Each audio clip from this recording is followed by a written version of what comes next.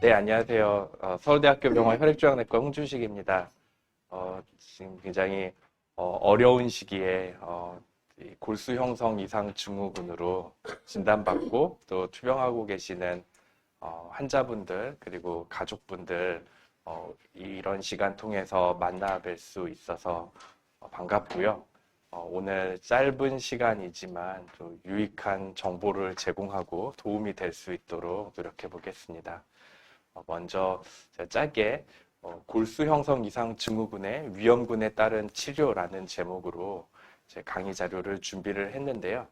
그냥 이 병이 어떤 것이고 또 어떻게 치료하는지 대부분 알고 계신 내용이지만 한번 다시 정리해 보도록 하겠습니다.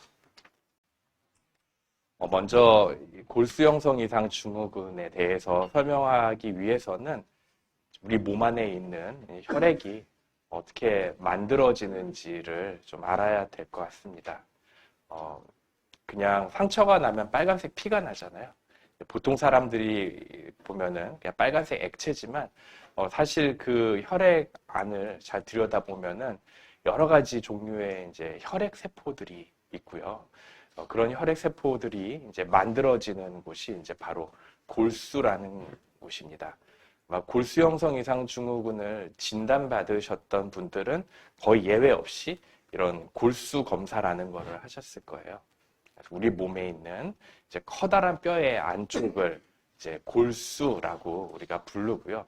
이 골수가 하는 역할이 그냥 해부학적으로는 몸의 기둥을 이제 세워주는 역할을 하지만 사실 그 안에서 이런 혈액 조혈기의 세포들이 만들어집니다. 그래서 이제 골수 안을 이렇게 들여다보면은 여러 가지 종류의 혈액 세포들을 볼 수가 있습니다. 그래서 이제 왼쪽에 있는 그림은 그렇게 골수 안에서 만들어지는 혈액 조혈기계 세포들의 모양을 본 거예요. 그래서 이제 제일 꼭대기에 한 개의 세포가 있죠. 이 세포가 이제 나중에 자라서 성장해서 또 분화해서 이렇게 다양한 종류의 세포들로 이제 자라고 분화를 하게 됩니다. 그래서 모든 혈액 조혈기계 세포의 어미가 되는 세포다. 그래서 이제 조혈모 세포라고 하고요. 이렇게 조혈모 세포에서 다양한 종류의 혈액 조혈기 세포들이 분화가 되는데 먼저 크게는 골수계 세포 그리고 림프계 세포로 나뉘게 돼요. 그래서 조금 혈액암에 대해서 공부해 보시면은 골수계 종양, 림프계 종양, 볼수성, 림프성 이런 용어들이 많이 등장을 합니다. 이제 그 이유가 모든 혈액조혈기계 세포들이 이게 두 가지로 나뉘기 때문이고요. 이쪽 림프계는 뭐 오늘 병의 주된 내용은 아니고요. 주로는 이제 골수계가 문제인데 얘네들이 이제 점점 자라가지고 나중에 이런 적혈구 그리고 혈소판 그리고 다양한 종류의 이제 백혈구를 만들어내게 됩니다. 그래서 여기 노란색으로 되어 있는 부분, 여기는 이제 골수 안에 있는 세포들이고요. 굉장히 다양하죠. 그렇죠? 얘네들이 마치 비유하자면은 뭐 학교 같은 곳이라고 보면 돼요. 그래서 1학년, 2학년, 3학년, 4학년에 점점 자라고 분화를 하다가 이제 다 커서 성인이 되면은 혈액으로 완성된 세포가 나오는 겁니다. 그래서 이제 우리가 혈액 검사를 해가지고 보이는 세포들이 사실은 먼저는 이렇게 골수 안에서 이제 만들어진다. 그렇게 알고 계시면 되겠습니다. 이런 유명한 제과점에 가면은 이제 여러 가지 종류의 이제 빵들이 만들어지고 판매를 하죠. 그래서 어떤 빵을 가장 좋아하시는지 모르겠지만 각각의 빵마다 만들어지는 방법도 다르고 뭐 맛도 다르고 아마 취향도 다를 거예요. 그래서 이 혈액세포들도 앞에 그림에서 보셨던 것처럼 한두 가지 혈액세포가 아니라 여러 가지 종류의 혈액세포가 있고 꼭 성장하는 단계마다 각각의 모양이나 어떤 성격의 특징이 있습니다. 그래서 이런 혈액세포가 만들어지는 과정을 한번 빵이 만들어지는 과정하고 한번 비교해서 한번 생각해 볼 수 있을 것 같아요. 그래서 정상적으로 좋은 제과점에 가면은 잘 만들어진 모양도 예쁘고 맛도 좋은 제대로 된 빵들이 이제 많이 공급이 되면은 좋겠죠. 그렇죠? 그래야 되겠죠. 우리 몸도 정상인에게서는 그렇게 됩니다. 그래서 여러 가지 종류의 혈액세포들이 모양도 완벽하게 만들어지고 그리고 기능도 제대로 하는 혈액세포들이 만들어지는데요. 골수 형성 이상 증후군이라는 거는 이렇게 비유할 수 있을 것 같아요. 이제 일단 전체적으로 빵의 수가 좀 적어요. 혈액세포가 좀 대체로 잘 안 만들어집니다.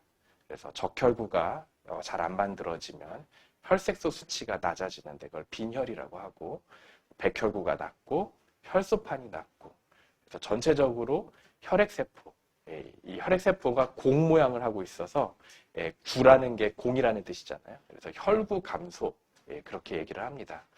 두 번째는 이 모양과 맛이 정상이 아닌 이상한 빵이 생산되듯이 혈액세포도 모양이 정상이 아니라 좀 이상한 모양을 가지게 됩니다. 그래서 우리가 이 병의 진단명 골수 형성 이상 증후군이죠. 그렇죠? 예전에는 이 골수 이형성 증후군이라고 불렀고, 그런 용어도 여전히 좀 많이 사용을 하세요. 근데 그 정의 자체가 무슨 뜻이냐면은 혈액세포의 모양이 좀 이상하다. 골수의 혈액세포의 모양이 이상하게 만들어졌다. 그런 뜻입니다. 그리고 특히 고위험군 골수 형성 이상 증후군에서 마치 상에서 해로운 빵이 자꾸 만들어지듯이 이제 이 병이 진행을 하면서 고위험군이 되고 나중에 급성골수성 백혈병으로 진행을 하게 되면서 아세포, 백혈병 세포 혹은 블라스트라고 하는 그런 나쁜 세포들의 수가 증가하는 게 이제 이 병의 특징이라고 할 수 있겠습니다. 그래서 실제로 제가 보는 골수 형성 이상 증후군 환자분들의 혈액 검사 결과를 한번 가지고 와봤는데요. 이 헤모글로빈 수치가 남자의 경우 13에서 17이 정상인데 6.1로 많이 낮죠. 그렇죠? 그리고 마찬가지로 이분도 혈색소가 낮고, 백혈구는 4,000개에서 10,000개가 정상인데 1,200개로 낮고, 혈소판도 많이 낮고, 어떤 경우는 이렇게 심하게 백혈구가 너무 많이 낮고 수혈을 하지 않으면은 지혈이 잘 되지 않을 정도로 심하게 혈액세포가 안 만들어지는 경우도 있습니다. 빵 공장에서 빵이 잘 안 만들어지는 것과 이제 같은 이치라고 할 수 있겠죠. 그리고 실제로 현미경으로 골수 검사를 해서 얻은 세포들은 가장 먼저 적절한 염색을 해가지고 진단검사의학과 교수님들께서 현미경으로 형태를 봅니다. 이게 바로 형성 이상, 이형성인데요. 이렇게 정상적으로 예쁘게 동그랗게 생기고 한 4개 정도의 엽으로 이제 나뉘어져 있어야 될 백혈구가 엽이 하나밖에 없다든지 2개만 있다든지 모양이 이렇게 다 망가져지는 경우도 있고요.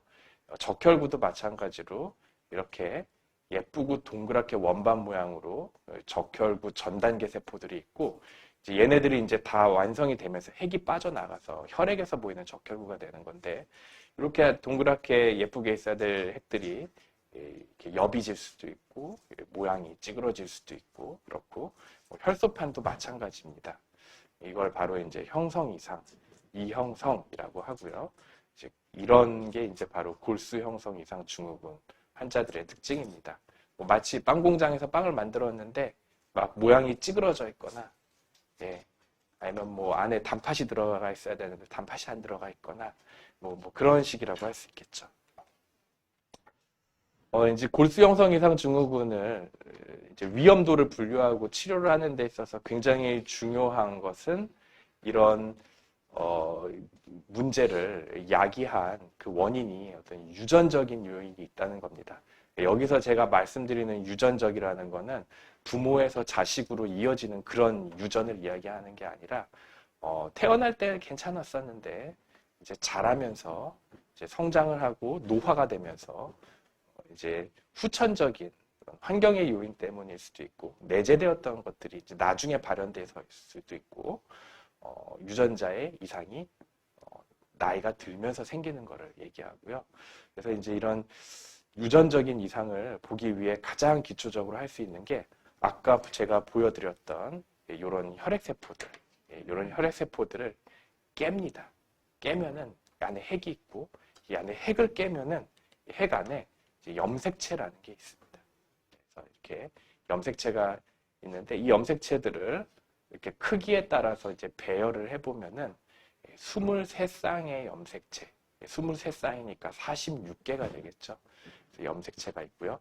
1번에서 22번까지 염색체가 있고 그리고 성별을 결정하는 성염색체가 2개가 있죠. 아마 우리 중학교, 고등학교 생물 시간에서 배우셨을 거예요. 그래서 이런 골수 형성 이상 증후군을 유발하는 염색체의 이상이 있습니다. 그래서 이 염색체의 이상이 중요한 이유는 어떤 종류의 염색체의 이상이 있느냐에 따라서 치료를 했을 때 혹은 자연 경과를 봤을 때 더 오래 생존할 수도 있고 오래 생존하기 어려울 수도 있고 예후를 나뉘어 줄 수 있기 때문입니다. 이 염색체는 이렇게 X자 과일 모양으로 생겼는데요. 사실 이 염색체는 아주 가느다란 실타래들이 이렇게 뭉쳐 있는 것이고요. 얘를 다 풀러보면은 우리가 알고 있는 이 DNA라고 하는 구조물이 나오고요. 이 DNA에 몇 개의 염기서열들이 이루고 있는 이제 특징적인 그런 단위를 유전자라고 합니다. 그래서 예전에는 아주 그 의학이 발전하지 못했을 때에는 현미경으로 겨우 혈액세포의 모양만 봤었는데 조금 진화를 하면서 핵을 깨가지고 염색체를 봐서 염색체 이상을 받고 이제 그 단계에서 더 넘어가서 염색체를 이루는 몇 개의 유전자의 이상을 우리가 보고 어떤 유전자의 이상이 있으면 예후가 좋다, 있으면 안 좋다 이런 것들을 가늠할 수가 있었고요. 지금은 이제 차세대 염기 서열 분석법이라고 해가지고 한 번에 수십 개에서 100개가 넘는 유전자를 한꺼번에 검사를 할 수 있는 방법이 있습니다. 실제로 우리 진료 현장에서 이루어져 있고 아마 많은 환자분들께서 그 결과를 가지고 계시고 그것을 바탕으로 치료 방침을 정하고 있으실 겁니다. 이 골수 형성 이상 증후군을 진단적으로 정의할 적에는 먼저 전제 조건 기준이 있고 그다음 주요 기준이 있습니다. 그래서 지속적으로 혈구 감소증이 있어야 돼요. 이렇게 혈색소, 호중구, 혈소판 아까 말씀드렸던 수치들이 적어야 되는데 물론 뭐 철분 결핍 빈혈에 의해서 뭐 혈색소가 낮다든지 다른 원인은 다 배제가 돼야 되겠죠. 그리고 감염증, 약물, 알코올 뭐 여러 가지 다른 원인에 의한 것들이 배제되면서 혈액세포, 혈구의 수가 적고 그리고 현미경으로 골수 안의 세포를 봤을 때 모양이 이상한 경우 그러면서 특정한 유전자의 이상을 보이거나 나쁜 세포, 아세포가 보이거나 이런 골수 형성 이상 증후군을 정의할 수 있는 특정한 유전자의 이상을 보이는 경우 이것을 이제 골수 형성 이상 증후군이라고 정의를 합니다. 그래서 뭐 감염이 심하거나 약을 많이 복용을 했거나 이제 그런 경우에는 그냥 모양만 봤을 때는 골수 형성 이상 증후군과 일시적인 골수의 손상을 감별할 수 없는 경우가 많기 때문에 단지 검사 결과만을 바탕으로 하지 않고 여러 가지 임상적인 정황을 종합해서 정확한 진단을 해야 합니다. 그렇게 이제 다양하게 골수 형성 이상 증후군도 분류를 하는데요. 이제 문제는 이 분류의 기준도 시간에 따라서 계속 변합니다. 왜냐하면은 우리가 이 병에 대해서 아까도 말씀드렸듯이 현미경만 보다가 염색체를 보다가 몇 개의 유전자를 보다가 뭐 100개 이상의 유전자를 한꺼번에 보고 하면서 점점 발전했던 것처럼 어떤 진단 기술이나 어떤 환자분들의 예후를 예측할 수 있는 이제 그런 유전자에 대한 정보들도 계속 업데이트가 되기 때문에 이런 진단 기준들도 시대에 따라 변하고요. 근데 지금은 2022년에 크게는 WHO, ICC라고 하는 곳에서 제시한 그런 진단 기준에 따라서 환자분들을 진단을 합니다. 자세히 알 필요는 없을 것 같고요. 아주 간단하게 보면은 뭐 이렇게 특정한 유전자의 이상이 있는 골수 형성 이상 증후군. 그래서 5번 염색체의 짧은 팔이 결손이 있거나 SF3B1이라고 하는 변이가 있거나 TP53라고 하는 53이라고 하는 변이가 있는 경우 그리고 아세포의 양에 따라서 분류를 한다든지 이제 이런 식으로 그 환자분들을 진단적으로 분류를 합니다. 이거는 이제 진단을 할 때의 분류고요. 이제 사실 또 다른 분류로 굉장히 중요한 게 이제 바로 위험도에 따른 분류입니다. 이게 굉장히 중요한 이유는 뭐냐 하면은 결국 어느 정도의 위험도를 가지고 있느냐에 따라서 우리가 치료 방침을 결정을 하기 때문입니다. 그래서 크게 세 가지 요소를 바탕으로 환자의 위험도를 분류를 합니다. 여기 보시면 나와 있는 것처럼 골수 안에, 그러니까 혈액이 아니라 골수예요. 골수 안에 아까 말씀드렸던 나쁜 세포, 아세포의 비율이 얼마인지, 염색체는 어떤 종류의 염색체 이상이 있는지, 그리고 혈구수는 얼마나 떨어져 있는지 이것을 가지고 전통적으로 우리가 골수 형성 이상 증후군 환자의 위험도를 분류했고요. 이제 IPSS, IPSSR이라고 하는 지표를 전통적으로 사용을 해왔습니다. 이제 먼저 IPSS를 보시면은 International Prognostic Scoring System, 국제 예후 점수 체계라고 하고요. 이제 아까 말씀드렸던 세 가지 요소들을 봅니다. 골수 내의 아세포가 5% 미만이면 0점, 5에서 10%면 0.5점, 뭐 이런 식으로. 또 염색체는 좋은 염색체 이상, 중간, 나쁜 예후 이렇게 나누고요. 여기 C 보시면은 어떤 종류의 염색체 이상이 있을 때 어떻게 분류를 하는지 정보가 정해져 있습니다.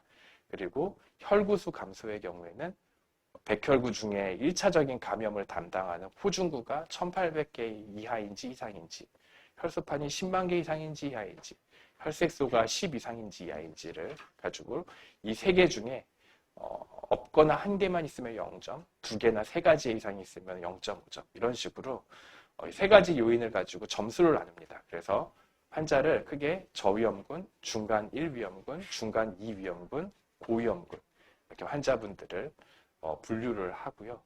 점수값에 따라서 나눕니다. 그래서 보시면은 치료를 하지 않았을 때의 평균 생존 기간이 저위험군에서는 5.7년, 그리고 고위험군에서는 0.4년, 1년이 안 되는 거죠. 이제 이렇게 차별화돼서 나눌 수가 있습니다. 이제 물론 이렇게 어떤 그 위험도군에 분류가 돼서 실제로 환자분들이 이만큼 사시는 건 절대로 아니에요. 근데 우선 첫 번째는 치료를 하지 않고 그냥 뒀을 때의 값이기 때문이기도 하고, 이제 그리고 또 이런 의학 정보를 통해 얻는 생존율이라는 것이 예를 들어 5.7년이라고 하면은 환자분들이 계시다 5.7년 전후로 다 이렇게 뭐 잘못되시는 게 아니고요. 다른 지병도 있고 뭐 여러 가지 나쁜 이유 때문에 뭐 한두 달밖에 못 사시는 분도 있을 수 있고 1년을 사시는 분도 있고 2년 아니면 여기 평균값대로 5.7년, 10년 이상, 20년, 30년 사시는 분들도 있겠죠. 그래서 같은 위험도에 있는 환자분들이 예를 들어 100명이 있으면은 100명이 계시면은 그 100명을 생존 기간 순대로 한 줄을 쫙 세운 다음에 50번째 환자분의 생존 기간을 우리가 평균 생존 기간, 좀 더 정확히는 중앙값이라고 합니다. 그래서 이거는 참고하는 값이지 절대로 환자분들이 이렇게 되신다는 건 아니고요. 이제 다만 중요한 거는 이런 세 가지 요소에 따라 점수를 매겨가지고 환자분들을 위험도를 나눌 수가 있고요. 이제 크게는 두 개를 저위험군, 두 개는 고위험군이라고 나눌 수 있습니다. 보시면 고위험군은 치료를 안 했을 때 한 2년 이상을 생존하기가 어려운 그쵸 분들이고 저위험군들은 그렇지 않죠. 이 IPSS를 조금 더 예후를 좀 더 정교하게 나누기 위해 몇 가지를 개정을 한 게 이제 바로 개정 국제 예후 점수 체계 IPSSR입니다. 그래서 유전자 이상도 아까 3개로 나눴는데 이렇게 5개로 등급을 나누고 점수도 이렇게 더 다르게 주고 아세포도 2%, 5%, 10% 3개의 기준으로 나누고 이 혈색소도 각각 이제 혈색소, 혈소판, 호중구도 각각의 값으로 나누어서 점수를 좀 더 정교하게 나누고 환자군을 이렇게 5개의 군으로 나눈 것이 IPSSR입니다. 그래서 가장 예후가 좋은 초저위험군은 8.8년, 가장 예후가 나쁜 군은 0.8년 이런 식으로 환자분들의 예후를 나누고요. 그리고 또 이 병이 결국 고위험군이 위험한 이유가 나중에 급성 골수성 백혈병으로 진행을 하기 때문에 치료를 하지 않고 25%의 환자분들, 4분의 1 정도가 급성 골수성 백혈병으로 진행을 할 때까지의 기간을 또 나눕니다.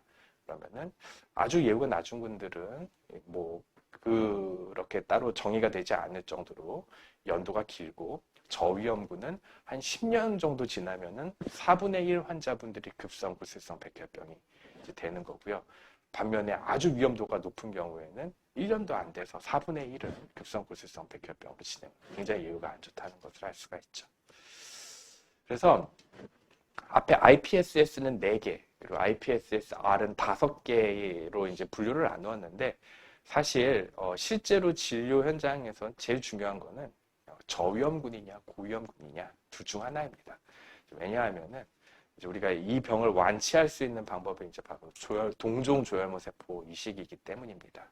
근데 이제 하지만 이제 동종 조혈모 세포 이식을 쉽게 결정을 할 수는 없습니다. 뭐 완치가 가능하니까 다 이식하면은 좋겠지만, 사실 지금 굉장히 뭐 감염 방어도 잘하고 이식편대 숙주 반응에 대한 예방책도 치료책도 이제 많이 발전을 하고 이식 기술이 굉장히 고도로 발달을 했음에도 불구하고 어느 나라 어느 센터든지 한 100명을 동종조혈모 세포 이식을 하면은 한 15명 정도는 병이 진행하지 않아도 이식의 합병증, 감염증, 뭐 이식편대 숙주 반응 이런 것들로 인해서 환자분들이 사망하거나 아니면 굉장히 삶의 질이 떨어지면서 고생을 하실 수가 있습니다.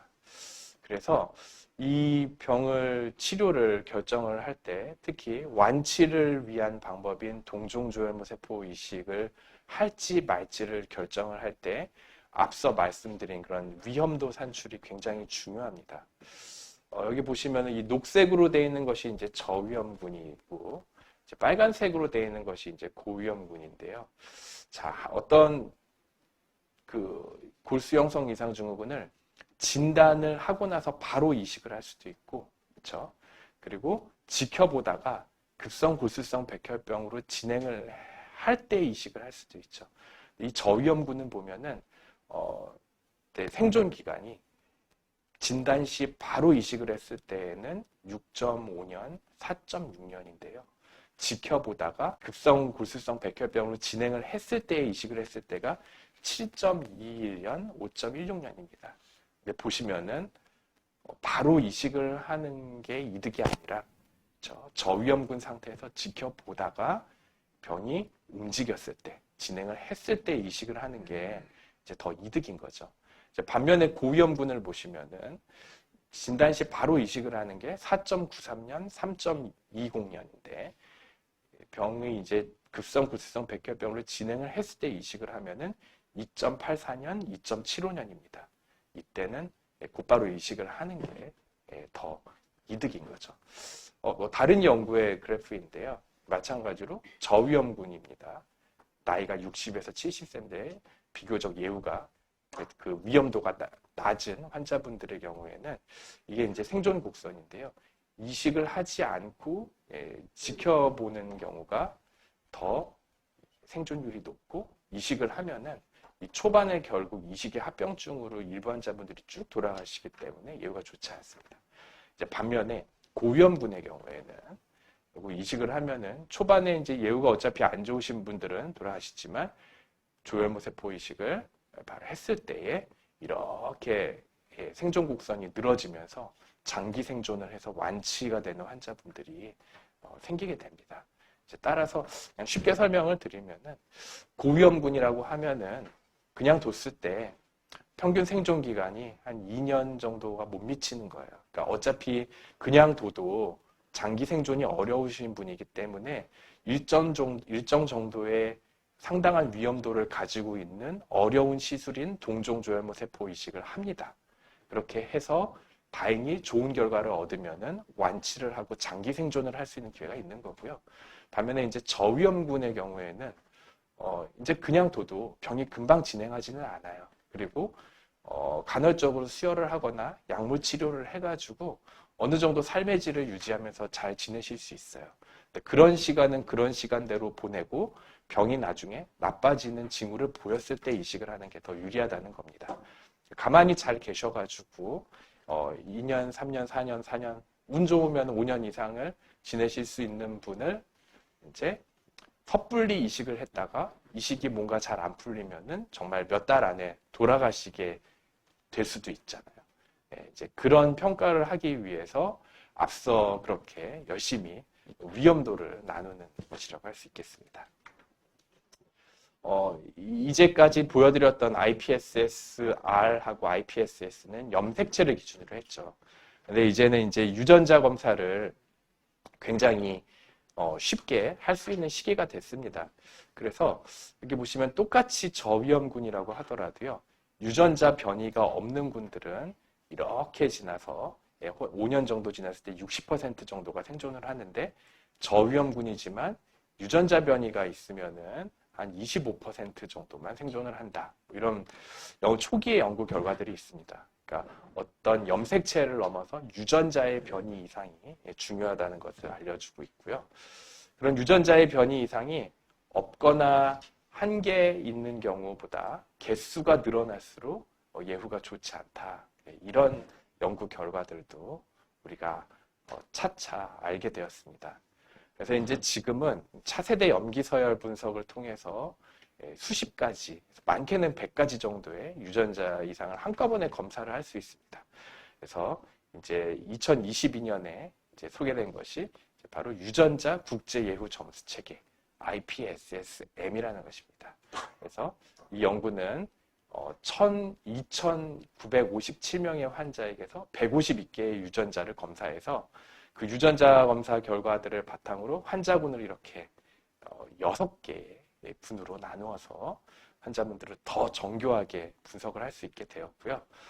여러 가지 자료들, 임상 자료, 염색체 이상, 그리고 유전자의 이상들을 이런 온라인 사이트에 정보를 입력을 하면은 컴퓨터가 알아서 계산을 해줍니다. 그래서 환자분의 예후가 여기에 어떻게 속하는지를 알 수 있게 해줘서 이제 굉장히 정교하게 검사를 할 수 있고, 그리고 우리 실제 진료 현장에서도 지금은 그렇게 하고 있고요. 아마 그렇게 예후를 예측을 하고 치료 방법을 상담을 하고 계실 것입니다. 정리를 하겠습니다. 그래서 저위험군 환자는 일단은 이식을 바로 시행하지는 않고 실제적인 치료의 목표는 혈액검사 수치를 개선을 해서 빈혈, 혈소판 감소증, 백혈구 감소증으로 인한 부작용을 최소화하거나 잘 치료하는 것이고요. 근데 아직은 급성 골수성 백혈병으로 진행을 예방을 하는 거에 있어서는 분명한 약제는 없는 상황입니다. 이제 고위험 환자, 예상 생존 기간이 낮은 환자들에게서는 특히 젊고 이식이 가능하면은 어느 정도의 위험을 감수하고 동종조혈모 세포 이식을 통한 완치를 목표로 한다. 그렇게 되겠습니다. 네, 오늘 저의 강의 내용은 여기까지고요. 감사합니다.